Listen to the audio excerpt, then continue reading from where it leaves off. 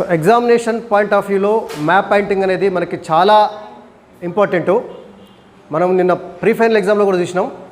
Almost all 24 marks వచ్చినాయి మనకి. 60 అంటే 60 మార్కుల పార్ట్ ఏలో 20 to 24 మార్క్స్ మనకి. థర్డ్ సెక్షన్లో గ్రూప్ ఏలో ఒక map pointing, India map pointing వచ్చింది. గ్రూప్ బిలో వరల్డ్ మ్యాప్. సో గ్రూప్ ఏలో 8 మార్క్స్, గ్రూప్ బిలో 8 మార్క్స్, 16 మార్క్స్. తర్వాత outline map of Telangana draw చేయమన్నాడు, అది ఒక 4 మార్క్స్, 20 మార్క్స్. ఆ తర్వాత ఒక మ్యాప్ ఇచ్చి కింద క్వశ్చన్స్ ఇచ్చిండు, హైదరాబాద్ స్టేట్ మ్యాప్ ఇచ్చి కింద క్వశ్చన్స్ ఇచ్చిండు. సో 24 మార్కులు వచ్చినాయి చూడండి. అంటే ఆల్మోస్ట్ ఆల్ 35%. ఇవి చేస్తేనే మనం దాదాపుగా పాస్ కావచ్చు. మ్యాప్ పాయింటింగ్ తోటే సోషల్లో పాస్ అయ్యేటటువంటి అవకాశం కొంచెం ఒక 2-3 మార్కులు అటు ఇటుగా. అంటే మ్యాప్ పాయింటింగ్ ఎంత ఇంపార్టెంట్ ఉందో మీరు గుర్తించండి. సో మ్యాప్ పాయింటింగ్ అంటే మనకి కేవలము మ్యాప్లో కొన్ని ప్రదేశాలను దేశాలను గుర్తించడం కాదు. మ్యాప్ పాయింటింగ్లో ప్రధానంగా 3 అంశాలు ఉంటాయి.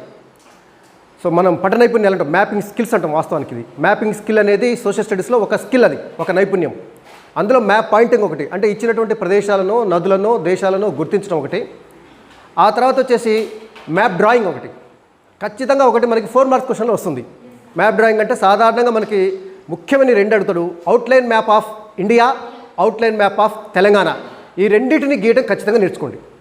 ఇగో నేను ఇక్కడ ఇండియా మ్యాప్ గీశాను, ఎగ్జాక్ట్లీ 100% కరెక్ట్గా ఏం లేదు, బట్ రఫ్ మార్కప్ పర్వాలేదు, చూస్తే ఇండియా లాగానే అనిపించాలి మనకి. ఆ షేప్ వస్తే సరిపోతుంది మంచిగా.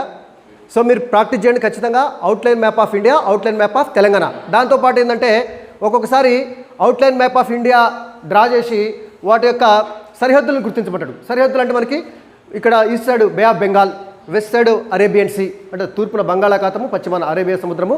So north side Himalayas, south side Indian ocean, హిందూ మహాసముద్రం. ఆ 4 వైపులా 4 దిక్కులలో ఏమేమి ఉన్నాయో రాస్తే సరిపోద్ది. అట్లే తెలంగాణ కూడా, తెలంగాణ స్టేట్కి బౌండరీస్ ఏమున్నాయంటే మనకి సాధారణంగా చూసినట్టయితే ఏ స్టేట్స్ ఉంటే మనకి తెలంగాణ అనుకొని ఆంధ్రప్రదేశ్ ఉంటుంది, అవునా.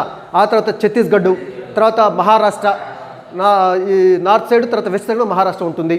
మళ్ళీ కర్ణాటక ఒకటి ఉంటుంది. ఈ తెలంగాణ స్టేట్కి, కర్ణాటకకి, ఆంధ్రప్రదేశ్. అవి ఏ సైడ్ ఉంటో ఆ సైడ్లో ఆ రాష్ట్రాల పేరు రాస్తే సరిపోతుంది. కాబట్టి అవుట్లైన్ మ్యాప్ గీయటంతో పాటుగా సరిహద్దుల్లో ఏ రాష్ట్రాలు ఉన్నాయో తెలంగాణకి మీరు రాసి మీరు ప్రాక్టీస్ చేయండి. దాంతోపాటుగా మ్యాప్ రీడింగ్, మ్యాప్ డ్రాయింగ్, అవునా. తర్వాత మ్యాప్ పాయింటింగ్, మ్యాప్ రీడింగ్ అంటే చదవటం. నేను నిన్న మనకి ప్రీఫైనల్ వచ్చింది ఏంటి, ఒక మ్యాప్ ఇచ్చిండు, దాంట్లో క్వశ్చన్స్ ఇచ్చిండు. ఇందులో ఏ భాష మాట్లాడే ప్రజలు ఎక్కువ మంది ఉన్నారు అని చెప్పేసి, లేకపోతే ముఖ్యమైనటువంటి ఇందులో ఉన్నటువంటి కొన్ని రాష్ట్రాలను గుర్తించడం, కొన్ని ప్రదేశాలు గుర్తించడం, ఏమి ఇస్తుంది అంటే మ్యాప్ని మనం రీడింగ్ చేయగలగాలి. అంటే ఆ మ్యాప్ ద్వారా మనకి ఏం తెలుస్తుంది, ఈ మ్యాప్ ద్వారా మనం ఏవే విషయాలు నేర్చుకోవచ్చు, అవునా. సో అందులో దాంతోపాటుగా కొన్ని సింబల్స్ ఇస్తాడు మ్యాప్లో. ఈ సింబల్ దేనికి సంబంధించింది, మ్యాప్ సింబల్స్ మనం 6th క్లాస్ నుంచి చదువుకుంటున్నాం, అవునా. నేషనల్ హైవేస్ని ఏ విధంగా గుర్తిస్తారు, తర్వాత బ్రాడ్ గేజ్ రైల్వేని, మీటర్ గేజ్ రైల్వే లైన్ని, తర్వాత క్యాపిటల్ సిటీస్ని దేంతో సూచిస్తారు, పర్వతాలను అయితే ఎట్లా సూచిస్తారు, తర్వాత నదులను అయితే ఎట్లా సూచిస్తారు, కొన్ని సింబల్స్ ఉంటాయి. ఆ సింబల్స్ కూడా మీరు సింబల్స్ చూడగానే మీకు అర్థం కావాలి. That is map reading. So mapping skill అనేది వెరీ వెరీ ఇంపార్టెంట్. మనం మ్యాప్ గుర్తించినప్పుడు ఏంటంటే మ్యాప్ పాయింటింగ్, ముఖ్యంగా మ్యాపింగ్ స్కిల్స్లో మ్యాప్ పాయింటింగ్ ఉంటుంది. మ్యాప్ పాయింటింగ్లో మనము కొన్ని సింబల్స్ యూజ్ చేసి మ్యాప్ పాయింటింగ్ చేయాల్సి వస్తుంది. అన్నిటికీ మనం ఒకటే రకంగా, ఫర్ ఎగ్జాంపుల్ ఒక నదిని గుర్తించమన్నాడు, ఒక రివర్ గుర్తించమన్నప్పుడు ఫర్ ఎగ్జాంపుల్ గోదావరి రివర్ అని అనుకోండి. గోదావరి రివర్ అని చెప్పేసి ఇక్కడ ఒక పాయింట్ పెట్టి గోదావరి రివర్ అని రాస్తావా? గోదావరి రివర్ అక్కడే ఉంటుందా? అక్కడే జన్మించి అక్కడే అంతమవుతుందా? అది ఫ్లో అవుతుంది. దాని ఆరిజినేటెడ్ ప్లేస్ నుండి, అంటే అది ఉద్భవించిన ప్రాంతం నుంచి సముద్రంలో కలిసేంత వరకు అది దాని యొక్క ప్రవాహ మార్గాన్ని గుర్తించాలి, అవునా. ఫ్లో, అది ఎట్లా ఫ్లో అవుతుంది. ఫర్ ఎగ్జాంపుల్ ఇగో ఈడ ఉద్భవిస్తుంది, అలా ఇలా ఇలా పోతుంది. దాని నది గీసేటప్పుడు చక్కగా స్ట్రైట్ కాకుండా నదికి వంకరలు ఉంటాయి కదా, మీండర్స్, అవునా. రివర్ మీండర్స్ అంటారు వాటిని, నది వంకరలు అంటారు. సో అలా ఇట్లా గీసుకుంటూ చివరికి సముద్రంలో కలిసే ముందు ఏదైనా పాయలుగా చీలుతుంది. కాబట్టి సముద్రంలో కలిసే ముందు మీరు ఏం చేయాలంటే ఒక 2-3 పాయలుగా ఇలా డెల్టా ఏర్పడుతుంది కదా, ఆ పాయల మధ్య ఉన్న ప్రాంతాన్ని డెల్టా అంటాం. సో ఇట్లా నదిని గుర్తించేటప్పుడు ఆ నదీ నదీ ప్రవాహ మార్గాన్ని గుర్తించి గోదావరి నది అని రాయాలి. అదేవిధంగా పర్వత శ్రేణులను గుర్తించమన్నాడు. పర్వత శ్రేణులను గుర్తించమన్నప్పుడు ఒక రకమైనటువంటి సింబల్ ఇచ్చేయాలి. పర్వత శ్రేణులు గుర్తించమన్నప్పుడు ఇగో ఇలా అవి ఉన్నటువంటి ప్రాంతం, ఫర్ ఎగ్జాంపుల్ హిమాలయాస్ ఉన్నాయి. హిమాలయాస్ కాశ్మీర్ నుంచి ఇటు అరుణాచల్ ప్రదేశ్ వరకు ఒక చాపం లాగా ఉంటుంది కదా, ఇట్లా కరువు, ఇట్లా స్ట్రైట్కి ఇటు గీయొద్దు, ఇలా వస్తుంటుంది కదా. సో ఈ ప్రాంతాల్లో మనము ఇగో ఈ పర్వత శ్రేణి మౌంటైన్ రేంజెస్ ఇలా ఇలా పెట్టి మళ్ళీ మధ్యలో కూడా ఇట్లా పెడితే ఇంకా మంచిగా ఉంటుంది, ఇలా రైట్. ఇలా గుర్తించి ఇవి హిమాలయ పర్వత శ్రేణి, హిమాలయాస్ అని గుర్తించవచ్చు. అదేవిధంగా ఏదైనా ఒక నగరాన్ని కానీ ఒక పట్టణాన్ని గుర్తించమన్నప్పుడు ఆ నగరాన్ని పట్టణాన్ని పాయింట్ పెట్టాలి. అప్పుడు అది ఎక్కడ ఉంటుందో అక్కడ పాయింట్ పెట్టేసి, అక్కడ ఫర్ ఎగ్జాంపుల్ ఢిల్లీ అన్నాడు, ఇగో ఢిల్లీ ఇక్కడ ఉంటుంది, ఈ ఒక డాట్ పెట్టేసి అక్కడ రాయడానికి ప్లేస్ లేకపోతే అక్కడ రాయొచ్చు. అక్కడ రాయడానికి ప్లేస్ లేకపోతే మనము ఈ నుంచి ఒక స్ట్రైట్గా ఒక యారో మార్క్, ఎక్కడ ప్లేస్ ఉంటే రాయడానికి ఎక్కడ ప్లేస్ ఉంటే అక్కడ ఒక యారో మార్క్ గుంజేసి ఢిల్లీ అని చెప్పేసి మనము గుర్తించవచ్చు. అదే ఒక పర్వత శిఖరాన్ని, ఒక పర్వత శిఖరాన్ని గుర్తించమన్నాడు అనుకోండి, త్రిభుజాకారంలో దొడబెట్ట అన్నాడు ఫర్ ఎగ్జాంపుల్. సో దక్షిణ భారతదేశంలో దొడబెట్ట అతి ఎత్తైన శిఖరం కాబట్టి అది ఉన్న ప్రాంతంలో ఇలా ఒక శిఖరం పెట్టేసి దాన్ని పెన్సిల్ తోటి కొంచెం షేడ్ చేసేసి ఇక్కడ రాయండి, లేదా యారో మార్క్ పెట్టేసి దొడబెట్ట అని చెప్పేసి రాయొచ్చు. ఊటీ అని కాదు, ఊటీ అంటేనే అది ప్లేసు, దాన్ని మనం డాట్ పెడతాం. ఈ విధంగా మనము ఒకవేళ తూర్పు తీర మైదానంలో మనకి సర్కార్ తీరం అని నిన్ను అడిగిండు, సర్కార్ తీరం అడిగినప్పుడు దాన్ని కూడా మనం పాయింట్ పెట్టద్దు. ఆంధ్రప్రదేశ్ ఉన్నటువంటి ప్రాంతంలో కొంచెం షేడ్ చేసి, తీర ప్రాంతం కదా, ఇలా షేడ్ చేసేసి ఇలా చేసి మనం ఇక్కడ సర్కార్ తీరము అని చెప్పేసి చేయొచ్చు. అదేవిధంగా ఒక్కొక్కసారి కొన్ని రాష్ట్రాలు అడుగుతాడు. ఫర్ ఎగ్జాంపుల్ కూడంకుళం అణు విద్యుత్ ప్రాజెక్టు ఉన్న రాష్ట్రాన్ని గుర్తించండి అంటాడు. అర్థమైందా? Indirect question. మ్యాప్ పాయింటింగ్లో కూడా 4 ఉన్నప్పుడు 4 అంశాల్లో 2 డైరెక్ట్గా 2 ఇండైరెక్ట్గా అడిగే అవకాశం ఉంటుంది. డైరెక్ట్గా తమిళనాడు అని అడగడు, కూడంకుళం అణు విద్యుత్ ప్రాజెక్టు ఉన్న రాష్ట్రాన్ని గుర్తించండి అన్నాడు. అన్నప్పుడు రైట్, అప్పుడు కూడంకుళం అణు విద్యుత్ ప్రాజెక్టు ఏ రాష్ట్రంలో ఉందో తెలవాలి, ఇండియా పదంలో అది ఎక్కడుందో తెలవాలి. అయితే సార్ నాకు తమిళనాడు ఎక్కడుందో తెలుసు కానీ తమిళనాడు బార్డర్ లైన్ కరెక్ట్గా గీయటం రాదుగా సార్ అని చెప్పి కొంతమంది అంటారు. ఏం అవసరం లేదు, ఎగ్జాక్ట్లీ గీయాల్సిన అవసరం లేదు. తమిళనాడు ఎక్కడ ఉంటుందో మీకు తెలుస్తుంది. తెలిసినప్పుడు ఇగో ఇలా పెట్టేసి తమిళనాడు రాస్తే అయిపోతుంది. ఇది ఎగ్జాక్ట్లీ ఏం లేదు, 100% ఎగ్జాక్ట్ లేదు. బట్ మనకు ఆ లొకేషన్ గుర్తుండే, అంటే విద్యార్థికి ఆ లొకేషన్ తమిళనాడు ఎక్కడ ఉందో తెలుసా లేదా అని పరీక్షించడం. సో ఆ విధంగా ఇది పెట్టేసి కూడంకుళం అణు విద్యుత్ ప్రాజెక్టు ఉన్న రాష్ట్రం తమిళనాడు అని చెప్పేసి మనము గుర్తించవచ్చు. సో ఈ విధంగా రాష్ట్రాలను కానీ, ప్రదేశాలను కానీ, ప్రాంతాలను కానీ, పర్వత శిఖరాలను కానీ, నదులను కానీ, ఎడారి ప్రాంతం ఉందనుకున్నాం, పీఠభూమి ప్రాంతం ఉందనుకున్నాం, అది ఎక్కడి వరకు ఉందో అక్కడి వరకు మనం దక్కన్ పీఠభూమి నేను వచ్చింది. నిన్న ఒక క్వశ్చన్ వేరే డిస్టిక్లో ఒక ప్రిఫెరల్లో ఒక క్వశ్చన్ అడిగిండ్రు, ఈ విద్యా విప్లవము సృష్టించినటువంటి రాష్ట్రాన్ని గుర్తించండి అన్నాడు. విద్యా విప్లవం వచ్చినటువంటి రాష్ట్రాన్ని గుర్తించండి అన్నాడు. హిమాచల్ ప్రదేశ్ రాష్ట్రంలో. మనము 2వ పాఠం అభివృద్ధి భావనలు అనే పాఠంలో అవునా హర్యానా, హిమాచల్ ప్రదేశ్, బీహార్ రాష్ట్రం వచ్చింది కదా. సో వచ్చినట్టే మనం హర్యానా ఎక్కడుందో మనకు తెలిసి ఉండాలి, హిమాచల్ ప్రదేశ్ ఎక్కడుందో తెలిసి ఉండాలి, బీహార్ ఎక్కడుందో కూడా తెలిసి ఉండాలి. సో మ్యాప్ పాయింటింగ్ చూసినట్టయితే మనం ఇప్పుడు ప్రస్తుతము ఇండియా మ్యాప్ గురించి తెలుసుకుందాము. ఇండియా మ్యాప్ పాయింటింగ్లో ముఖ్యమైనటువంటి అంశాలను మనము పరిశీలిద్దాము. ఇండియా మ్యాప్లో మనకి ఫస్ట్ లెసన్లోనే దాదాపు 80% మ్యాప్ పాయింటింగ్ ఉంటుంది. ఫస్ట్ లెసన్ అనేది very very very important map pointing పరంగా చూసినట్లయితే. సో కాబట్టి దాదాపుగా 100 నుంచి 120 అంశాలు ఉంటాయి మ్యాప్ పాయింటింగ్లో గుర్తించడానికి ఫస్ట్ లెసన్లో. సో వాటిని మనము ఐడెంటిఫై సరిపోతుంది. First physical divisions of India, భారతదేశం యొక్క ముఖ్య భౌగోళిక స్వరూపాలు మనం చూసినట్టయితే ముఖ్యంగా 6 భౌగోళిక స్వరూపాలు ఉన్నవి. ఈ 6 భౌగోళిక స్వరూపాలు ఎక్కడ ఉన్నాయో మనకు తెలిసి ఉండాలి, ఖచ్చితంగా తెలిసి ఉండాలి. అందులో మనం ఇండియా మ్యాప్ పాయింటింగ్ చేసేటప్పుడు అన్ని అంశాలను ఒకే మ్యాప్లో మనం గీయలేము, ఎందుకంటే గజిబిజిగా ఉంటుంది, గందరగోళంగా ఉంటుంది, కన్ఫ్యూజ్గా ఉంటుంది. అందుకని ఇండియా మ్యాప్ పాయింటింగ్ మీరు ప్రాక్టీస్ చేసేటప్పుడు కనీసం 3-4 మ్యాప్లు మీరు పక్కన ఉంచుకోండి. కొన్ని అంశాలు ఒక మ్యాప్లో, కొన్ని అంశాలు ఒక మ్యాప్లో, కొన్ని అంశాలు ఒక మ్యాప్లో మనం గుర్తించాలి. ఇప్పుడు నేను మీకు 3 మ్యాప్లు ఇచ్చాను కదా. సో ఒక మ్యాప్లోనేమో ఫిజికల్ డివిజన్స్ గుర్తిద్దాం, ఇంకో మ్యాప్లోనేమో రివర్స్, అవునా, ఇంకొక మ్యాప్లోనేమో టౌన్లు, తర్వాత వచ్చేసి స్టేట్స్, అట్లా గుర్తిస్తే మనకి అన్నీ ఒకే మ్యాప్లో అయితే గజిబిజి గందరగోళంగా ఉంటుంది కదా. రైట్. సో ఫిజికల్ డివిజన్స్ అంటే భారతదేశం యొక్క భౌగోళిక స్వరూపాలు ఎన్ని ఉన్నాయి? మొత్తం 6 ప్రధాన భౌగోళిక స్వరూపాలు ఉన్నవి. వాటిని మనము అవి ఎక్కడున్నాయో మనకు తెలిసి ఉండాలి, వాటిని గుర్తిద్దాం. ఫస్ట్ ఏంటంటే నార్త్ సైడ్ హిమాలయాస్, హిమాలయ పర్వతాలు భారతదేశంలో ఉత్తరాన ఇటు జమ్మూ కాశ్మీర్ నుంచి ఇటు వచ్చేసి అరుణాచల్ ప్రదేశ్ వరకు అవునా 2400 కిలోమీటర్ల పొడవున ఒక చాపం వలె ఒక కరువు లెక్క వ్యాపించి ఉన్నాయి. సో మీరు మీ మ్యాప్ పాయింటింగ్ తీసుకొని పెన్సిల్ తీసుకొని నేను ఇక్కడ గుర్తించిన విధంగా మీరు గుర్తించండి, మీ దగ్గర మ్యాప్ ఉంది కాబట్టి. సో హిమాలయాస్ వచ్చేసి మనకి ఈ ప్రాంతం ఉంటాయి. హిమాలయాస్లో 3 సమాంతర శ్రేణులు ఉంటాయి అనుకున్నారు కదా, 3 ప్యారలల్ రేంజెస్ అవునా, greater Himalayas, lesser Himalayas and Shivaliks. ఉన్నత హిమాలయాలు, నిమ్న హిమాలయాలు, శివాలిక్ శ్రేణులు అంతే కదా, రైట్. సో చూద్దాం, చూడండి ఇక్కడ హిమాలయ పర్వతాలు గుర్తించినప్పుడు మీరు డైరెక్ట్గా హిమాలయ పర్వతాలను అక్కడ ప్లేస్లో రాస్తే సరిపోదు, వాటికి సింబల్స్ ఇవ్వాలి ఇంతకుముందు నేను చెప్పినట్టుగా, రైట్. ఇలా మీరు అవసరం అనుకుంటే మనం మూడు శ్రేణులను పెట్టేద్దాం. ఇలా ఒకటి,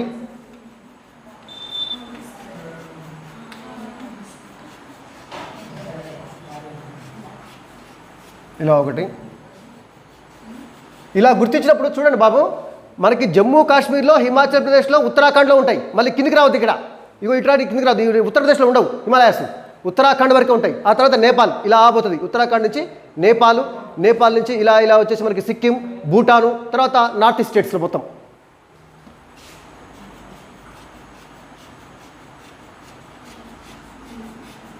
ఇలా ఇవన్నీ హిమాలయాస్. సో ఇక్కడ పెట్టేసి మనము హిమాలయ పర్వతాలు.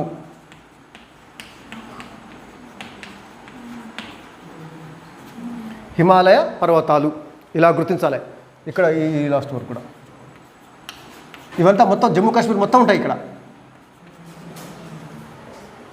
భారతదేశంలో దాదాపు 11 రాష్ట్రాలలో హిమాలయ పర్వతాలు విస్తరించున్నాయి, ఇంక్లూడింగ్ వెస్ట్ బెంగాల్లో ఇక్కడ డార్జిలింగ్ ప్రాంతం కూడా హిమాలయాల్లో ఉంటుంది అన్నట్టు.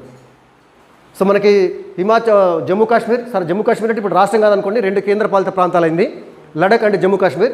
ఆ తర్వాత వచ్చేసి మనకి హిమాచల్ ప్రదేశ్, తర్వాత ఉత్తరాఖండ్, ఆ తర్వాత ఇక్కడికి వచ్చిన తర్వాత సిక్కిం రాష్ట్రము, వెస్ట్ బెంగాల్లో కొంత భాగం డార్జిలింగ్ ప్రాంతం, ఆ తర్వాత నార్త్ ఈస్ట్ స్టేట్స్ మొత్తం హిమాలయ పర్వతాలు. నెక్స్ట్ వచ్చేసి మనకి సెకండ్ ఏంటిది, గంగా సింధు నదీ మైదానం, ఇండో గంగాటిక్ ప్లెయిన్ కదా. సో ఇండో గంగాటిక్ ప్లెయిన్ అనేది హిమాలయ పర్వతాలకు సౌత్ సైడ్ ఉంటుంది, రైట్. ఇక్కడ చూడండి, రైట్. గంగా సింధు నదీ మైదాన ప్రాంతం గుర్తించండి అన్నప్పుడు మనం ఏం చేయాలంటే ఆ ప్రాంతం మొత్తాన్ని రౌండప్ చేయండి, సరిపోతుంది. రౌండప్ చేయండి. హిమాలయాలు అడిగితే మళ్ళీ ఇది అడగదు, ఎమ్మటే పక్కనే ఏమి అడగడం మనకి ఎగ్జామ్లో. సో మనము ఈ ప్రాంతం మొత్తాన్ని ఇలా రౌండప్ చేసేసి, వాస్తవానికి ఇండో గంగాటిక్ ప్లెయిన్ అనేది ఇక్కడ అస్సాంలో కూడా ఉంటుంది కొంత భాగం. ఇంకో ఈ ప్రాంతం కూడా అస్సాం మైదానం ఈ ప్రాంతంలో ఉంటుంది. సో ఇక ప్రధానంగా మనం ఇక్కడ వేసేసి అమ్మ చెప్పు, ఏం డౌట్ అని చెప్తాను. ఇక ఈ ప్రాంతం మొత్తం ఫర్ ఎగ్జాంపుల్ హర్యానా, పంజాబు, ఉత్తరప్రదేశ్, బీహారు, తర్వాత వచ్చేసి జార్ఖండ్, వెస్ట్ బెంగాల్, ఆయా రాష్ట్రాల్లో ఈ గంగా సింధు నదీ మైదానం ఇలా ఉంటుంది, విస్తరించి ఉంటుంది, ఈ ప్రాంతంలో విస్తరించి ఉంటుంది. గంగా సింధు నదీ మైదానము. So Indo Gangetic plain.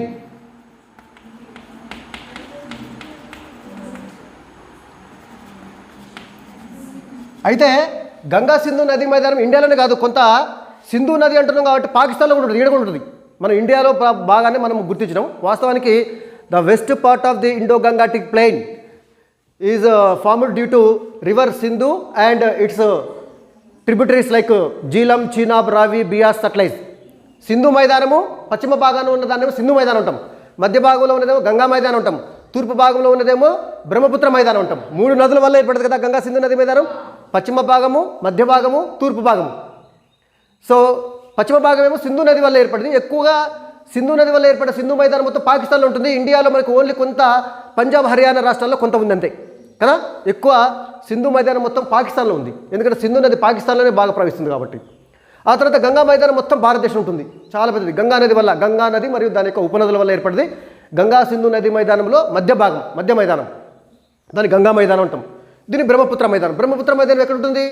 అస్సాంలో ఉంటుంది, మొత్తం అస్సాంలో ఉంటుంది అది, రైట్. గంగా సింధు నది మైదానం అన్నప్పుడు మీరు ఇలా సరిగ్గా ఆ ప్రాంతం వరకు మొత్తం ఒక సర్కిల్ లాగా చేసేసి రౌండప్ చేసేసి గంగా సింధు మైదాన ప్రాంతము, నది మైదాన ప్రాంతము రాయొచ్చు. Indo Gangetic plain. Okay right.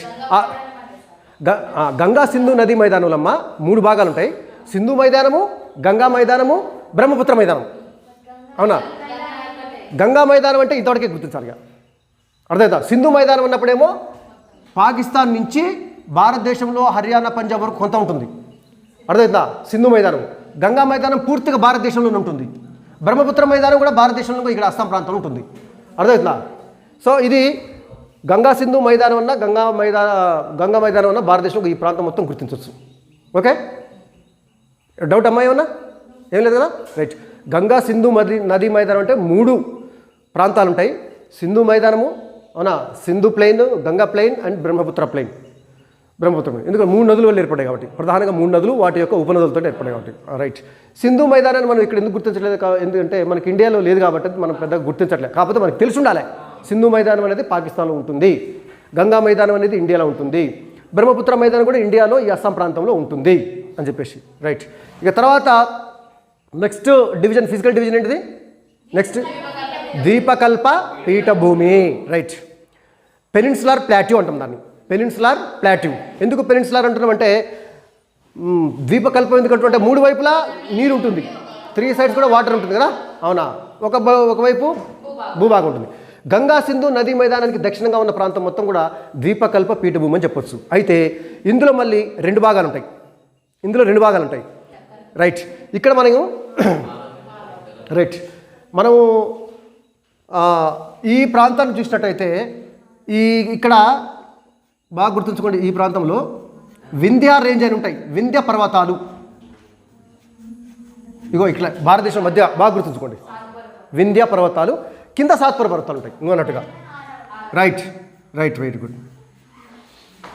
మీరు ఇక్కడ ఇలా గుర్తించి వింధ్య పర్వతాలు, వింధ్య రేంజ్, వింధ్య,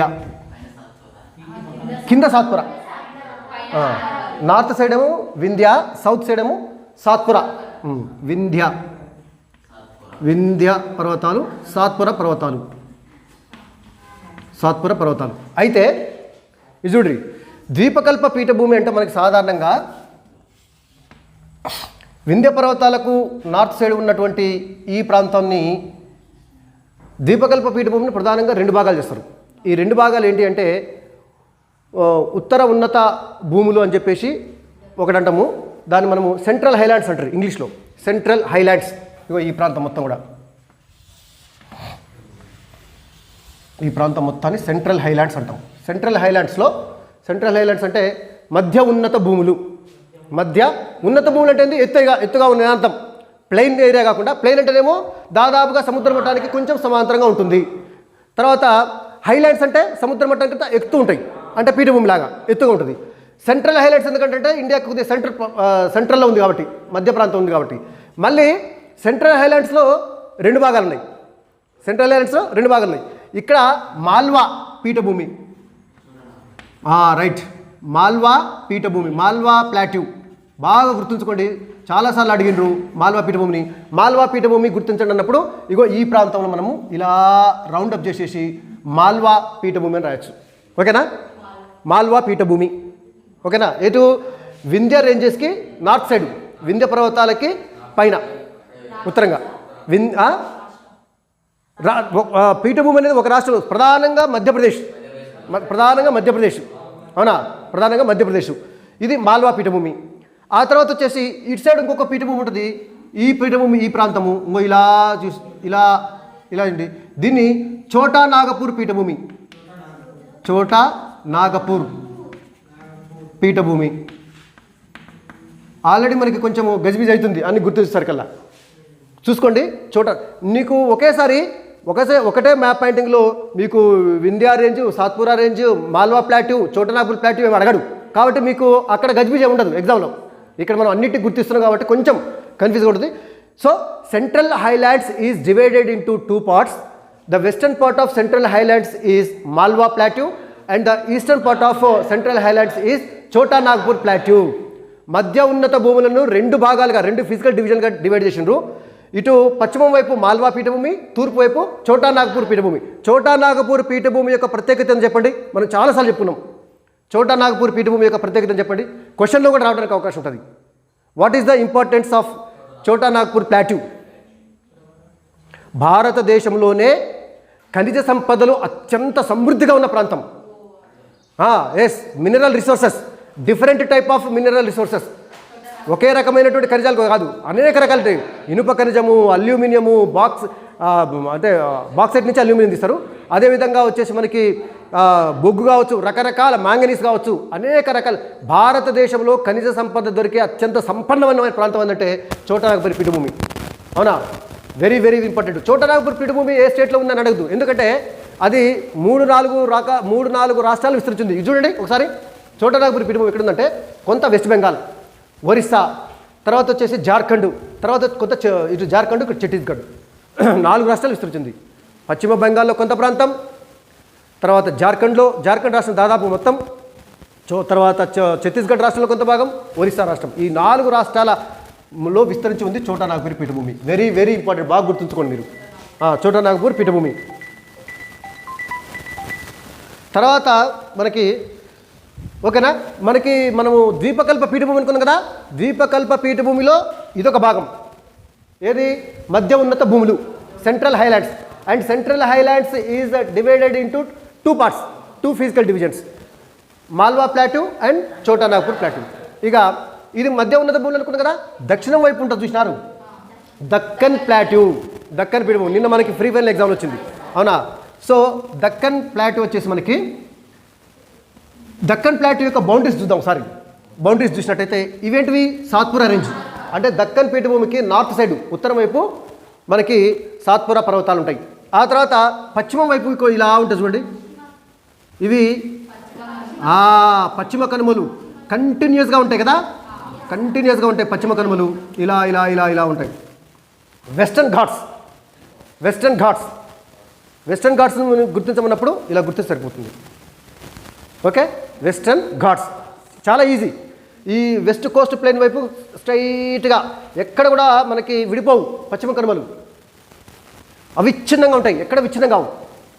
ఆ తర్వాత వచ్చేసి ఈస్ట్ సైడ్ వచ్చేసి పశ్చిమం వైపు పశ్చిమ కనుమలు, తూర్పు వైపు ఈస్ట్ సైడ్ ఈస్టర్న్ ఘాట్స్. అయితే వెస్టర్న్ ఘాట్స్కి ఈస్టర్న్ ఘాట్స్కి మధ్య ఉన్నటువంటి మనము భేదాన్ని కూడా చూసాము. ఈస్టర్న్ ఘాట్స్ వచ్చేసి అక్కడక్కడ అంతమవుతాయి అవి. ఇగో ఈడ కొన్ని ఉంటాయి, తర్వాత ఇక్కడ, ఆ తర్వాత వచ్చేసి ఈ ప్రాంతంలో, ఆ తర్వాత వచ్చేసి ఈ ప్రాంతంలో, ఆ తర్వాత ఇలా వచ్చేసి ఆ తర్వాత నీలగిరి పర్వతాల్లో కలుస్తాయి. ఈ ఈస్టర్న్ ఘాట్స్, వెస్టర్న్ ఘాట్స్ వచ్చేసి నీలగిరి హిల్స్. ఇవేంటివి? నీలగిరి హిల్స్. ఇగో ఇక్కడ ఎందుకు ఇక్కడ అవిచ్ఛిన్నంగా లేవు, ఇవేమో కంటిన్యూస్గా ఉన్నవి. ఇక్కడేమో మధ్య మధ్యలో ఎక్కడైతే నదులు వచ్చి ఖండిస్తుంటాయో, ఎందుకంటే మనకి దక్కన్ ప్లాట్యూలో రివర్స్ అన్ని కూడా వెస్ట్ నుంచి ఈస్ట్ సైడ్ ఫ్లో అవుతాయి, పశ్చిమం నుంచి తూర్పు వైపు ప్రవహిస్తాయి. ఎందుకు? ఇటు సైడ్ తూర్పు వైపు డౌన్ ఉంది. దక్కన్ ప్లాట్యూ అనేది వెస్ట్ సైడ్ హైట్ ఉంటుంది, ఈస్ట్ సైడ్ డౌన్ ఉంటుంది. అర్థమైందా? ఈస్ట్ సైడ్ కొంచెం టిల్ట్ అంటే వంపు ఉంటుంది అన్నట్టు.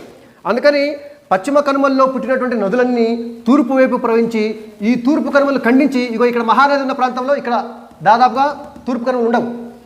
తర్వాత వచ్చేసి ఇక్కడ గోదావరి నది, ఆ తర్వాత కృష్ణా నది, ఆ తర్వాత పెన్నా నది, కావేరీ నది, ఈ నదులు సముద్రంలో కలిసే కాడ ఈ ఈస్టర్న్ ఘాట్స్ ఉండవు. అర్థమైంది కదా? ఈ ప్రాంతంలో నదులు తీసుకొచ్చినటువంటి ఒండ్రు మట్టి చేత ఇక్కడ విశాలమైన మైదానాలు ఏర్పడ్డాయి, ఒండ్రు మైదానాలు, అల్యూవియల్ సాయిల్స్ అంటారు, అల్యూవియల్ ప్లెయిన్స్ అంటారు, అవునా? రైట్. సో ఈ విధంగా ఇప్పుడు చూడండి, ఈ మధ్యలో ఉన్న భాగమే దక్కన్ ప్లాట్యూ, ఆ మధ్యలో ఉన్న భాగమే దక్కన్ పీఠభూమి. నార్త్ సైడ్ ఏమో సాత్పురా రేంజ్, ఈస్ట్ సైడ్ ఏమో ఈస్టర్న్ ఘాట్స్, వెస్ట్ సైడ్ ఏమో వెస్టర్న్ ఘాట్స్, సౌత్ సైడ్ ఏమో నీలగిరి హిల్స్, నీలగిరి పర్వతాలు. సో ఈ మధ్య ఉన్నటువంటి ప్రాంతమే దక్కన్ పీఠభూమి. దక్కన్ పీఠభూమి. ఓకేనా? మీరు డ్రా చేసుకోండి.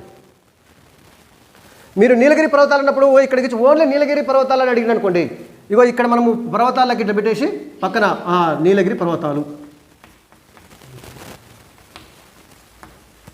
నీలగిరి పర్వతాలు.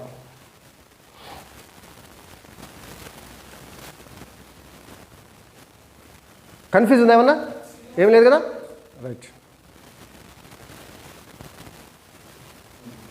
రైట్. దక్కన్ పీఠభూమి. ఇది ఏ షేప్లో ఉంది దక్కన్ పీఠభూమి? ఎస్, ట్రయాంగిల్ షేప్లో ఉంది, త్రిభుజాకారంలో ఉంది. సో మీరు ఓన్లీ దక్కన్ పీఠభూమి గుర్తించమన్నప్పుడు మీరు ఇట్లా రేంజెస్ పెట్టేసి దక్కన్ పీఠభూమి రాయొచ్చు, లేదా త్రిభుజాకారంలో ఇట్లా ఇట్లా గీసేసి మీరు గీసిండ్రు మనకి ఫ్రీ ఫైల్ ఎగ్జామ్లో, అలా గీస్తే సరిపోతుంది. రైట్, ఇప్పుడు నెక్స్ట్ చూడండి అమ్మా, నెక్స్ట్ చూడండి. ఇక పెనిన్సులర్ ప్లాట్యూ అయిపోయింది. ఒకసారి చూడండి, మరోసారి చెప్తా. Peninsular plateau is divided into 2 parts, central highlands and Deccan plateau. And central highlands is again divided into 2 parts, Malwa plateau and చోటా నాగ్పూర్ ప్లాట్యూ. మధ్య ఉన్నత భూములని 2 భాగాలుగా, మొత్తంగా ద్వీపకల్ప పీఠభూమి 2 భాగాలు, మధ్య ఉన్నత భూములు దక్కన్ పీఠభూమి. మధ్య ఉన్నత భూముల్ని మళ్ళీ 2 భాగాలు చేసిండ్రు, మాల్వా పీఠభూమి, చోటా నాగ్పూర్ పీఠభూమి.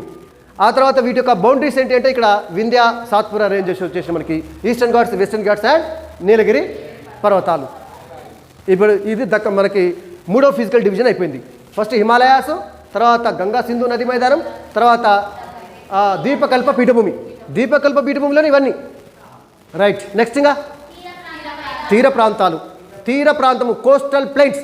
తీర ప్రాంతం అంటేనే సముద్రానికి ఆనుకుని ఉన్న ప్రాంతం అర్థం. కోస్టల్ అంటే సముద్ర తీరానికి ఆనుకుని ఉన్నటువంటి ప్రాంతము. భారతదేశంలో 2 తీర మైదానాలు ఉన్నాయి. ఇటు తూర్పు వైపు తూర్పు తీర మైదానం, పశ్చిమాన పశ్చిమ తీర మైదానం కదా. ఈ రెండింటి భేదం కూడా మనం చాలా డీటెయిల్ చెప్పుకున్నాం. మళ్ళీ ఒకసారి చూడు తల్లి, ఇటు చూడు. పశ్చిమ తీర మైదానం చూద్దాం ఫస్ట్. పశ్చిమ అంటేనే పడమర సైడ్ ఉంటుంది, పశ్చిమ వైపు ఉంటుంది. ఇటు గుజరాత్ నుంచి మొదలు పెడితే సన్నగా ఉన్నటువంటి ప్లెయిన్ ఏరియా ఇది.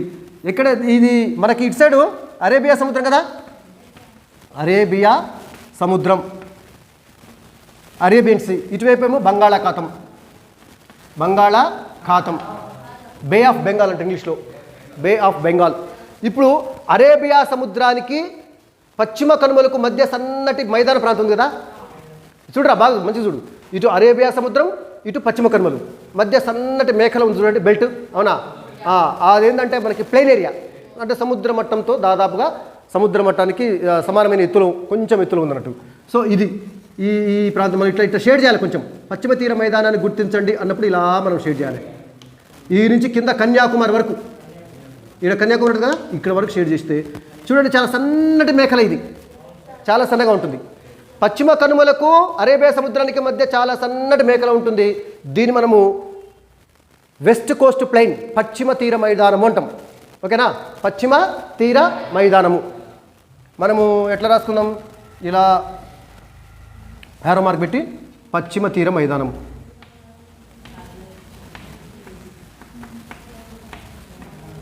రైట్, ఇక తూర్పు తీర మైదానం చూద్దాం. తూర్పు తీర మైదానము పశ్చిమ తీర మైదానంతో కంపేర్ చేస్తే వెడల్పుగా ఉంటుంది కదా. ఎందుకు వెడల్పు ఉంటుంది? నదులు తీసుకొచ్చినటువంటి ఒండ్రు మొత్తం కూడా ఇక్కడ డిపాజిట్ అయిపోయి కొన్ని వేల సంవత్సరాలుగా విశాలమైనటువంటి ఒండ్రు మైదానాలు ఏర్పడ్డాయి. సో ఇదంతా ఇక్కడ వెస్ట్ బెంగాల్ నుంచి మొదలు పెట్టుకుంటే ఈ ప్రాంతం అంతా మళ్ళీ కన్యాకుమారి దాకా, ఇక్కడ కూడా ఇక్కడ కన్యాకుమారి దాకా. దీన్ని మనము తూర్పు తీర మైదానము, తూర్పు తీర మైదానము. తూర్పు తీర మైదానం ఏడని చెప్పండి. నేను పశ్చిమ తీర మైదానం ఏడదో చెప్తా, మీరు తూర్పు తీర మైదానం ఎక్కడ చెప్పండి. పశ్చిమ తీర మైదానము పశ్చిమ కనుమలకు అరేబియా సముద్రానికి మధ్య ఉంది. తూర్పు తీర మైదానం తూర్పు కనుమలకు బంగాళాఖాతానికి మధ్య, అట్లా చెప్పాలి. తూర్పు కనుమలకు బంగాళాఖాతానికి మధ్య తూర్పు తీర మైదానం ఉంది. సో దీన్ని మనం చెప్పొచ్చు ఈ రెండింటి మధ్య ఉన్నటువంటి డిఫరెన్స్ ఎందుకు. ఇది సన్నగా ఉంటుంది, ఇది వెడల్పుగా ఉంటుంది. ఇక్కడ నదీ ప్రవాహాలు ఉండవు. ఇక్కడ మహానది, గోదావరి నది, కృష్ణా నది, తర్వాత పెన్నా నది, తర్వాత కావేరీ నది లాంటి నదులన్నీ తీసుకొచ్చినటువంటి ఒండ్రు చేత ఇది ఏర్పడింది. ఇక్కడ మనకి పెద్ద సరస్సులు కనపడవు, ఇక్కడ సరస్సులు ఉంటాయి కొన్ని, తర్వాత మనం చెప్పుకుంటాం అవి లేక్స్. రైట్, అయితే ఇంకొక ఇందులో తీర మైదానాల్లో వెరీ ఇంపార్టెంట్ ఏంటంటే తూర్పు తీర మైదానంలో ఒక 3 మైదానాలు ఉంటాయి. అవునా, 3 స్థానికంగా 3 పేర్లతో పిలుస్తారు. పశ్చిమ తీర మైదానాన్ని కూడా 3 పేర్లతో పిలుస్తారు. అది వెరీ ఇంపార్టెంట్. అది మనకి క్వశ్చన్లో రావచ్చు, మ్యాప్ పాయింటింగ్ రావచ్చు. మనకి నిన్న మ్యాప్ పాయింటింగ్ వచ్చింది, సర్కార్ తీరం అని వచ్చింది. సర్కార్ తీరం అన్నప్పుడు ఈ నుంచి వరకు ఇస్తారా? ఆంధ్రప్రదేశ్లో ఉన్నటువంటి కోస్టల్ ప్లెయిన్ మాత్రమే గుర్తించాలి. సో కాబట్టి మనము తూర్పు తీర మైదానంలో మనకి ఉత్కల్ తీరం అని ఉంటుంది ఒడిస్సాలో. ఈ నుంచి ఇంతవరకు గుర్తించి, ఇగో ఈ ప్రాంతం వరకు గుర్తించి ఇది ఉత్కల్ తీరం. ఆ తర్వాత ఈ నుంచి ఇక్కడ వరకు ఇగో ఈ ప్రాంతం సర్కార్ తీరం, సర్కార్ తీరం. ఆ తర్వాత తమిళనాడు కదా ఇదంతా. ఈ నుంచి కోరమండల్ తీరం, కోరమండల్ తీరం. వెరీ వెరీ ఇంపార్టెంట్, గుర్తుంచుకోవాలి. అంటే ఆ తమిళనాడు రాష్ట్రం ఎక్కడుందో గుర్తుస్తే తమిళనాడు రాష్ట్రానికి సముద్ర ప్రాంతంలో కొంత మనం పెన్సిల్తో షేడ్ చేసి కోరమండల్ తీరం అని రాయొచ్చు. అవునా, కోరమండల్ కోస్ట్. ఇక వెస్ట్ కోస్ట్ ప్లేన్ కూడా, పశ్చిమ తీర మైదానాలు కూడా 3 భాగాలు ఉన్నాయి మనకి. కొంకణ్ తీరము మనకి మహారాష్ట్ర అండ్ గోవా. ఇక ఈ ప్రాంతం నుంచి ఈ ప్రాంతం వరకు చూసి ఇక్కడ మనకి కొంకణ్. రైట్ ఓకే, కొంకణ్ తీరం. ఆ తర్వాత వచ్చేసి కర్ణాటక ప్రాంతం కదా, ఈ నుంచి ఈడి వరకు. రైట్, కెనరా తీరం. తర్వాత వచ్చేసి రైట్, కేరళలో ఉన్నటువంటి ప్రాంతాన్ని మలబార్ తీరం. రైట్, ఈ విధంగా మనము తూర్పు తీర మైదానంలో 3 మైదానాలు, పశ్చిమ తీర మైదానంలో 3 మైదానాలు మనం గుర్తించవచ్చు. రైట్ నవీన్. రైట్, సో మనకి మొత్తము 6 ఫిజికల్ డివిజన్స్ ఉన్నాయి కదా అమ్మాయి, 6 ఉన్నాయి కదా. 5 గుర్తించడం: హిమాలయాలు, గంగా సింధు నదీ మైదాన ప్రాంతం, ద్వీపకల్ప పీఠభూమి, ఆ తర్వాత తీర మైదానాలు, ఇంకొకటి 4 అయిపోయినాయి ఇప్పుడు. ఇంకొకటి right, very good, Thar desert. అవునా, థార్ ఎడారి. ఇక్కడ మనకి ఈ కొంచెం ఇది కన్ఫ్యూజ్గా ఉంది కానీ కొద్దిగా నేను కొంచెం దీన్ని ఇట్లా చేసి థార్ ఎడారిని గుర్తించాలంటే ఖచ్చితంగా మనము ఆరావళి పర్వతాలను గుర్తించాలి. ఆరావళి రేంజ్, ఆరావళి పర్వతాలకి పశ్చిమ వైపు థార్ ఎడారి ఉంటుంది, ఆరావళి పర్వతాలకు అవతల వైపు ఉంటుంది. ఎందుకంటే మనం చెప్పుకున్నాం ఆ లెసన్లో, ఈ నైరుతి ఋతుపవనాలు ఆరావళి పర్వతాల వరకు ప్రయాణించి అక్కడ వరకు వాటిలో ఉన్నటువంటి తేమ మొత్తము వర్ష రూపంలో పడిపోతుంది. పొడిగాలులు మాత్రమే ఆరావళి పర్వతాలు దాటి అవతల పోతుంది. అందువల్ల వర్షపాతం చాలా తక్కువగా ఉంటుంది. సో ఆరావళి పర్వతాలు ఇక్కడ ఇవి ఆరావళి పర్వతాలు. మీకు వీరైతే వేరే మ్యాప్ తీసుకోండి, తీసుకుంటే సరిపోతుంది. ఇవి ఆరావళి పర్వతాల్లో ఇగో ఈ ప్రాంతం ఆరావళి పర్వతాలకు అవతల ఇక్కడ థార్ డిజర్ట్. ఇగో ఇలా సర్కిల్ చేయండి థార్ డిజర్ట్కి. వేరే మ్యాప్ తీసుకోండి, మీ ఇష్టం. అందులో ఓకే ప్లేస్ ఉంటే ఓకే, లేకుంటే వేరే మ్యాప్ తీసుకొని. రైట్, ఇది థార్ ఎడారి. మీకు ఒక్కొక్కసారి భారతదేశపు గొప్ప ఎడారిని గుర్తించని అంటాడు, పేరియడు. భారతదేశపు గొప్ప ఎడారి, ద గ్రేట్ ఇండియన్ డిజర్ట్ అంటారు. అవునా, థార్ ఎడారి. సో భారతదేశంలో ఒకటే ఎడారి ఉంది.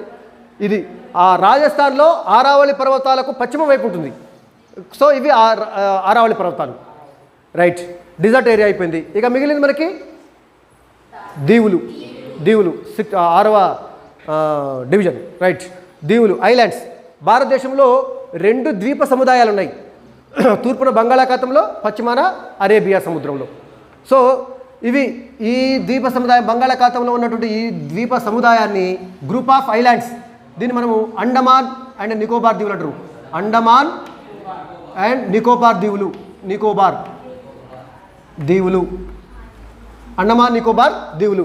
ఇక పశ్చిమాన అరేబియా సముద్రంలో ఇలా ఉంటుంది చూసినా చిన్నగా గ్రూప్, వీటన్నిటి సర్కిల్ చేసేసి ఇవి లక్షద్వీప్ దీవులు.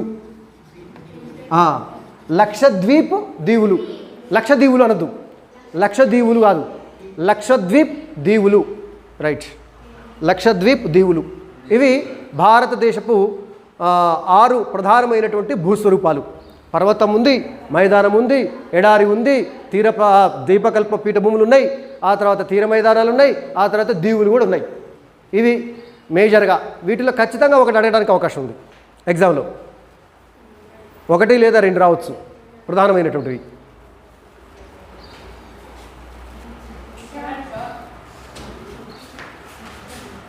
ఇప్పుడు కొన్ని పర్వత శ్రేణులను గుర్తిద్దాము. అరే బాబు, పర్వత శ్రేణుల్లో మనకి ప్రధానంగా వచ్చేసి మనకి టెక్స్ట్ బుక్లో లెసన్ వెనక అడిగినారు జస్కార్ అండ్ పిర్ పంజాల్. జస్కార్ శ్రేణి, పిర్ పంజాల్ శ్రేణి, ఈ రెండు వెరీ ఇంపార్టెంట్. ఈ రెండింటి మధ్యనే కాశ్మీర్ లోయ ఉంది. అవునా? జస్కార్ ఇగో ఇక్కడ ఇలా శ్రేణి అన్నారు కాబట్టి జస్కార్ పర్వత శ్రేణి. These are in the part of Himalayas, హిమాలయాలలోనే స్థానికంగా ఉన్నటువంటి శ్రేణులు అన్నట్టు. సో దీన్ని జస్కార్ శ్రేణి, Zaskar range. Okay, Zaskar range. ఇంకొక మ్యాప్ తీసుకొని అందులో గుర్తించండి. తర్వాత పిర్ పంజాల్ శ్రేణి, పిర్ పంజాల్ రేంజ్ ఇక్కడనే కింద సౌత్ సైడ్ పిర్ పంజాల్, ఇది పిర్ పంజాల్, పిర్ పంజాల్ శ్రేణి. శ్రేణి అంటే రేంజ్, రైట్. జస్కార్ శ్రేణికి పిర్ పంజాల్ శ్రేణికి మధ్య ఉన్నదే కాశ్మీర్ లోయ, కాశ్మీర్ లోయ. ఇక ఉన్నత హిమాలయాలలో పోతే ఇంకోటి కారకోరం శ్రేణి అని ఒకటి ఉంటుంది. ఇంకో ఇక్కడ కారకోరం, ఇంకో ఇక్కడ ఈ ప్రాంతంలో మొత్తం ఇంకో రకమైన వీటిని ట్రాన్స్ హిమాలయస్ అంటారు. ఉన్నత హిమాలయాల కంటే కూడా ఎత్తైనటువంటి ప్రాంతం అది ఇక్కడ. ఇది ఇది కారకోరం. K2 శిఖరం దాదాపు ఇక్కడే ఉంటుంది కారకోరం శ్రేణిలో, కారకోరం. ఇంకోటి ఏంటంటే మనకి నేను గతంలో ఒకసారి చెప్పిన జమ్మూ కాశ్మీర్లో ఈ వెస్ట్ పార్ట్ అంతా మన కంట్రోల్ లేదు, పాకిస్తాన్ కంట్రోల్లో ఉంది. మనము వాళ్ళు ఆక్రమించుకున్నారు కాబట్టి అక్రమంగా అది ఎప్పటికైనా మనదే అని మనము మన మ్యాప్లో చూపించుకుంటున్నాం. వాస్తవానికి ఈ ప్రాంతం అంతా పాక్ ఆక్యుపైడ్ కాశ్మీర్ అంటాం, పాకిస్తాన్ ఆక్రమిత Kashmir, POK, Pak occupied Kashmir. Occupy చేసిన వాళ్ళు 1947లో వాళ్ళు దాన్ని ఆక్యుపై చేసుకున్నారు. పాక్ ఈ ప్రాంతం అంతా, ఈ ప్రాంతం అంతా, ఇదంతా ఈ వెస్ట్ పార్ట్ మొత్తం కూడా. ఇంకో విషయం తెలుసా, 1962లో చైనాతో యుద్ధం జరిగినప్పుడు కాశ్మీర్లో ఈ ప్రాంతం పోగొట్టుకున్నాం మనం. ఈ ప్రాంతం అంతా వాళ్ళు చైనా వాళ్ళు తీసుకున్నారు కొంత. మనం చైనా వాళ్ళు అక్రమంగా ఆక్రమించారు కాబట్టి ఎప్పటికైనా మనదే అని చెప్పేసి మనం మొత్తం తీసుకోవడం అనేది జరుగుతుంది. సో ఆ విధంగా కాశ్మీర్లో కొంత పాకిస్తాన్ ఆధీనంలో, కొద్ది భాగం చైనా ఆధీనంలో ఉండటం అనేది జరిగింది. సో ఇది జస్కార్ శ్రేణి, పిర్ పంజాల్ శ్రేణి, మధ్యలో కాశ్మీర్ లోయ, కాశ్మీర్ వ్యాలీ, పైన కారకోరం శిఖరం. ఆ తర్వాత కార్డమం హిల్స్, దక్షిణ భారతదేశంలో కార్డమం హిల్స్ ఇగో ఈ ప్రాంతంలో ఉంటాయి. కార్డమం హిల్స్, కార్డమం కొండలు ఇవి.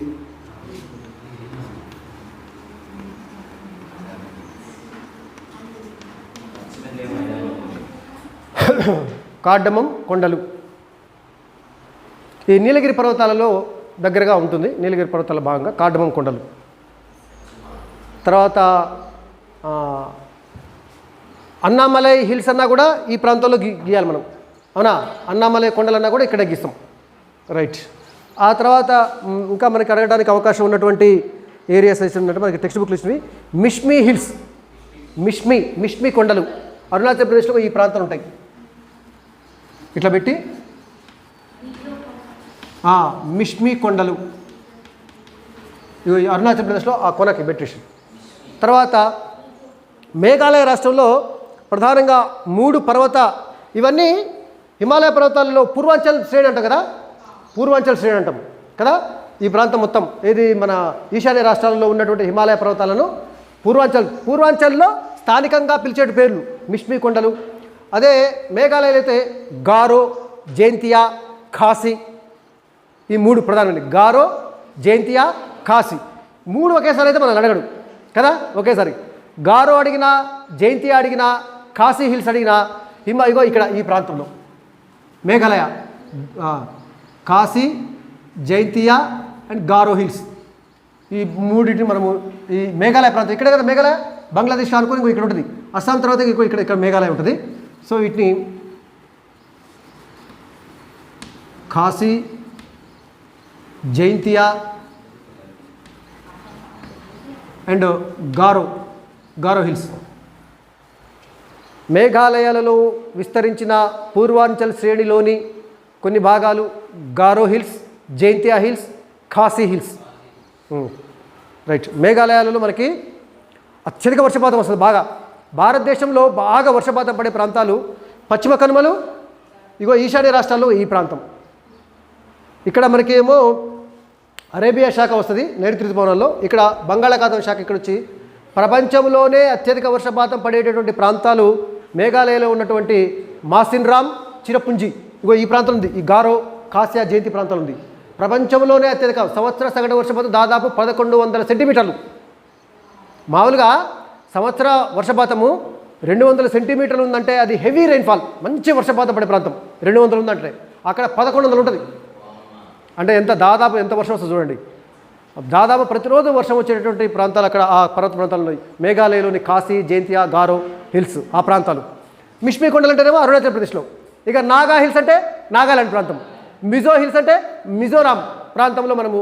మిజో హిల్స్ అంటే ఇది మిజోరాం. ఇక్కడ ఇగో మిజోరాం, ఇగో ఈ ప్రాంతంలో పెట్టి మిజో హిల్స్. ఇక్కడ మణిపూరి హిల్స్ అని కూడా ఉంటాయి మణిపూర్ ప్రాంతంలో. నాగా హిల్స్.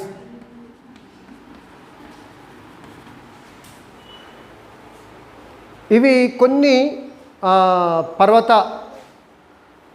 శ్రేణులు అడగడానికి మనకి ఎగ్జామ్లో అడగడానికి అవకాశం ఉన్నట్టు కొన్ని పర్వత శ్రేణులు. ఏది జస్కార్ శ్రేణి, పిర్పంజల్ శ్రేణి, కారకోరం శ్రేణి, కాడమం, తర్వాత అన్నామలై కొండలు. అన్నామలై కూడా ఈ ప్రాంతంలో. నీలగిరి, ఎట్లా నీలగిరి పర్వతాలు మనం ఫస్టే గుర్తించినాం కాబట్టి దక్షిణ భారతదేశంలో నీలగిరి పర్వతాలు. ఆ తర్వాత ఈశాన్య రాష్ట్రంలో కొన్ని పర్వత శ్రేణులు నాగా హిల్స్, తర్వాత నాగాలాండ్ ప్రాంతంలో, తర్వాత మిష్మి కొండలు, తర్వాత మేఘాలయ ప్రాంతంలో కాశీ, జయంతియా, తర్వాత గారో హిల్స్, తర్వాత మిజోరాం ప్రాంతంలో మిజో హిల్స్. ఇవి మనకి టెక్స్ట్ బుక్లో అడిగినటువంటి కొన్ని పర్వతాలు. తర్వాత పట్కాయ్ హిల్స్ కూడా ఉంటాయి చూడండి. పట్కాయ్ ఇగో ఈ ప్రాంతంలో ఉంటాయి. పట్కాయ్ ఇగో ఈ ప్రాంతంలో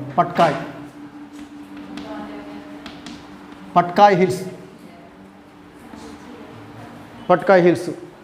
అగ్నిపర్వతాల విస్ఫోటనం వల్ల ఏర్పడ్డ దీవులు భారతదేశంలో. అగ్నిపర్వతాల విస్ఫోటనం వల్ల ఏర్పడ్డ మనకి మన అండమాన్ నికోబార్ దీవులు ఉన్నాయి కదా. ఇక్కడ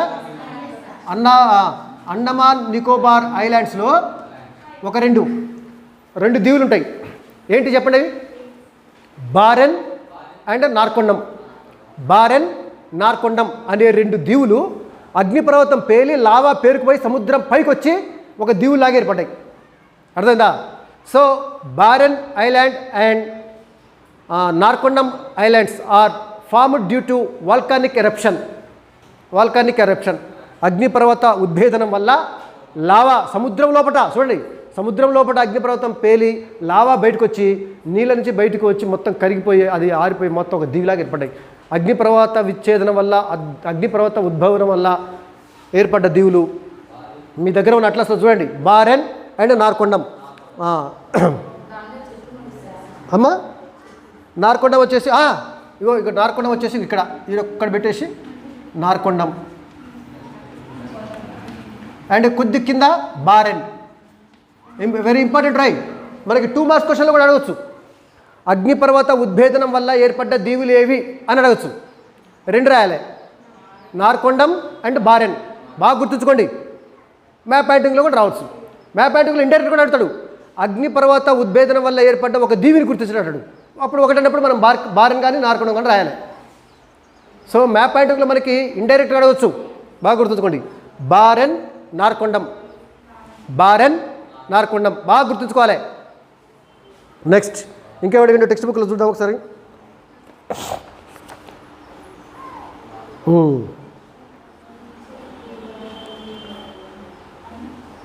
మూడు సముద్రాలు ఉన్న ప్రాంతం.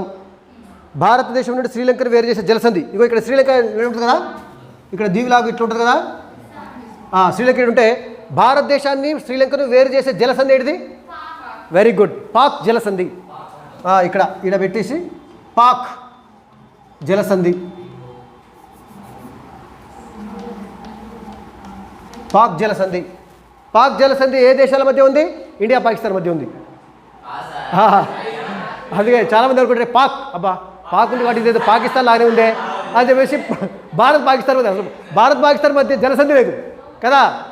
సో పాక్, ఇక్కడ పాక్ అంటే P A L K Palk strait, L silent. Palk strait అంటే జలసంధి అంటాం. 2 భూభాగాలను విడదీసే జలభాగాన్ని జలసంధి స్ట్రైట్ అంటాం. పాక్ జలసంధి. రైట్. మన్నార్ సింధు శాఖ కూడా, మన్నార్ సింధు శాఖ అంటే కూడా ఈ ప్రాంతాన్ని పాక్ కొన్ని రాష్ట్రాలు అడగడానికి అవకాశం ఉంది. తమిళనాడు అన్నప్పుడు మనం ఇలా పెట్టేసి తమిళనాడు అని వస్తుంది. తర్వాత హర్యానా, ఇది పంజాబ్ కాబట్టి హిమాచల్ ప్రదేశ్, ఇగో ఇక్కడ కాశ్మీర్కి ఇటువైపు ఇగో ఈ ప్రాంతంలో హిమాచల్ ప్రదేశ్. హర్యానా ఇగో ఇక్కడ పెట్టేసి ఇలా హర్యానా. బీహార్ అన్నప్పుడు మనం ఇగో ఈ ప్రాంతంలో బీహార్. ఇలా ఆ రాష్ట్రం ఉన్నటువంటి దాన్ని ఒక సర్కిల్ లాగాను కొంచెం బౌండరీ లాగా చేయండి, ఎగ్జాక్ట్లీ ఉండాల్సిన అవసరం లేదు. ఓకేనా, రైట్. అట్లా ఇదేంది, ఇది హర్యానా. హర్యానా ఎట్లుంటుంది, ఎట్లుంటుంది హర్యానా. తర్వాత హిమాచల్ ప్రదేశ్, ఆ తర్వాత బీహార్. ఇది గుజరాత్ అడిగిండు, ఎందుకంటే మనకి సర్దార్ సరోవర్ డ్యామ్ ఉంది కదా, సర్దార్ సరోవర్ డ్యామ్ ఉన్న రాష్ట్రాన్ని గుర్తించండి అనొచ్చు. అన్నప్పుడు మనం ఈ ప్రాంతాన్ని ఇట్లా వేసేసి గుజరాత్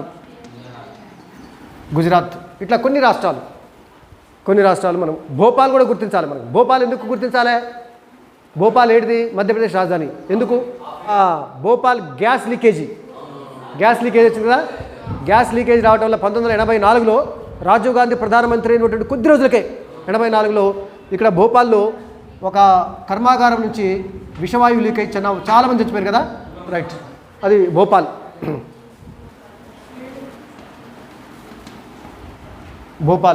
మ్యాప్ పాయింటింగ్ ఎట్టి పరిస్థితుల్లో ఛాయిస్ కింద వదిలిపెట్టి కాకరి, మనకి ఛాయిస్ ఉంది ఈసారి. సో 4 2 రాయాలి కాబట్టి మ్యాప్ పాయింటింగ్ వదిలిపెట్టి సరిపోద్ది అనుకోవద్దు. ఈజీగా మార్కులు వచ్చేటువంటి విభాగం కదా. మన క్వశ్చన్కి ఆన్సర్ రాయాలంటే 8 మార్క్స్కి దాదాపుగా 1 పేజీ 2 పేజీలు రాయాలి, మళ్ళీ పాయింట్స్ వైజ్ రాయాలి, తప్పు లేకుండా రాయాలి. అట్లా రాసేటప్పుడు మనకి ఫుల్ మార్క్స్ పడతాయి. అదే మ్యాప్ పాయింటింగ్లో ఒక్క 4 అంశాలు గుర్తిస్తాను, 8 మార్క్స్ వస్తాయి. కాబట్టి ఎట్టి పరిస్థితుల్లో మ్యాప్ పాయింటింగ్ని ఛాయిస్ కింద వీలైనంతకు వదిలిపెట్టడానికి అవకాశం ఇవ్వగాకరి. ప్రశ్ననే ఛాయిస్ కింద వదిలిపెట్టి మీరు మ్యాప్ పాయింటింగ్ చేయండి. తర్వాత ఒక పారాగ్రాఫ్ ఇచ్చి కింద వ్యాఖ్యానించమంటారు కదా, దాన్ని కూడా ఖచ్చితంగా రాయండి. ఒక ఇండియా అండ్ భారతదేశ సరిహద్దు దేశాలు పాకిస్తాను, ఆ తర్వాత నేపాల్, భూటాను, శ్రీలంక రావడానికి అవకాశం ఉంటుంది. ఈ మధ్యకాలంలో శ్రీలంక అనేది బాగా వార్తలో ఉంటుంది. శ్రీలంకలో ఏర్పడ్డటువంటి రైట్, శ్రీలంకలో ఆర్థిక సంక్షోభం, దాని ఫలితంగా రాజకీయ సంక్షోభం, ప్రధానమంత్రి రాజీనామా చేసిండు మొన్ననే. సో కాబట్టి శ్రీలంక తరచుగా వార్తలో ఉంటుంది. కాబట్టి శ్రీలంక, ఉక్రెయిన్ కూడా గత 2-3 నెలల నుంచి వార్తలో ఉంటుంది. రష్యా ఉక్రెయిన్ యుద్ధం వల్ల. రష్యా అంటే ఈజీగా గుర్తించవచ్చు, చాలా విశాలమైన దేశం కాబట్టి.